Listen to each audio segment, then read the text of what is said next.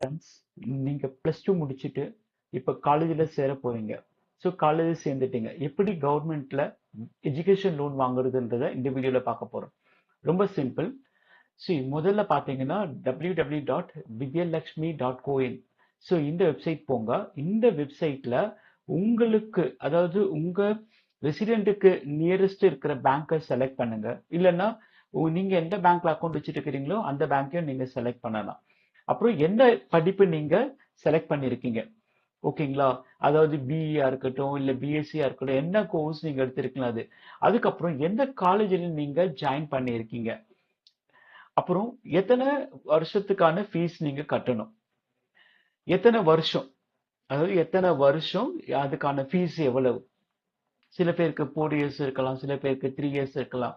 So சில பேருக்கு பிஜிக்கு வந்து 2 இயர்ஸ் கூட இருக்கும்.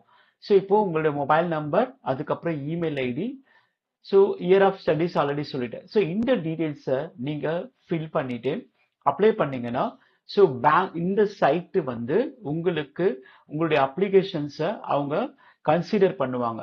அந்த கன்சிடர் பண்ணிட்டு உங்களுக்கு எந்த பேங்க் நீங்க அப்ளை பண்ணிருக்கீங்களோ அந்த பேங்க்குக்கு இவங்க மெயில் அனுப்பிடுவாங்க. மெயில் அனுப்பிட்டாங்கன்னா அந்த பேங்க்ல இருந்து உங்களுக்கு கால் வரும். ஸோ அங்க போயிட்டு அவங்க என்னென்ன டாக்குமெண்ட் கேட்குறாங்களோ அந்த டாக்குமெண்ட்லாம் நீங்க ப்ரொடியூஸ் பண்ணீங்கன்னா கட்டாயமா உங்களுக்கு பேங்க் லோனு கிடைச்சிடும். ஸோ கவர்மெண்ட் கொடுக்குற இந்த வாய்ப்பை, இது வந்து சென்ட்ரல் கவர்மெண்ட் ஆஃப் இந்தியா வந்து ஸோ பேங்க் லோன் வாங்குறதுக்காக ஒரு சிம்பிளிஃபை பண்ணின வெப்சைட் இது.